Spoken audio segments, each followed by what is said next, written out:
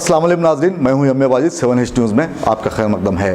शहर हैदराबाद में वाक़े CBIT कॉलेज के तलबा ने मनमानी फ़ीस वसूल करने पर सख्त तरीन एहतजाज करते हुए कॉलेज के रूबरू धरना मुनज़्ज़म किया, जिस पर आज पुलिस ने एहतजाजियों पर लाठीचार्ज करते हुए उन्हें मुंतशिर करने की कोशिश की, जिसके बाद यहाँ के हालात हल्के कशीदा हो गए।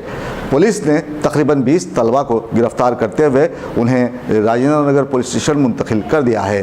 पेश है इस मामले पर 7H की ये रिपोर्ट। कहते हैं किसी भी मुल्क के तलबा उस देश का असासा होते हैं। अगर यही तलबा अपनी तालीम पर ध्यान देने के बजाय एहतजाज पर उतर आएँ तो फिर उनकी पढ़ाई पर किस तरह असर पड़ेगा ये तो सभी जानते हैं। लेकिन TRS हुकूमत ने हुकूमत साजी से कबल वादा किया था कि रियासत में KG to PG मुफ्त तालीम का बंदोबस्त किया जाएगा, लेकिन हुकूमत का ये वादा वफा ना हुआ। सहाफ़ियों के बच्चों को मुफ्त तालीम दी जाएगी, ये भी हुकूमत का वादा था और इस बात को हुकूमत अब भूल ही चुकी है। ऐसे में CBIT के तलबा 3 दिनों से हड़ताल पर हैं और आज पुलिस ने उन पर लाठीचार्ज करते हुए माहौल को पुरतशद्दुद बना दिया।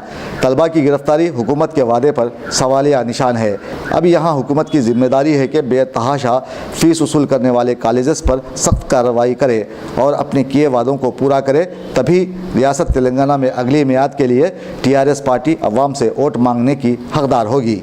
हमारी न्यूज़ आपको कैसी लगी? यकीनन पसंद आई होगी। फिर देर किस बात की? लाइक कीजिए, शेयर कीजिए, सब्सक्राइब कीजिए।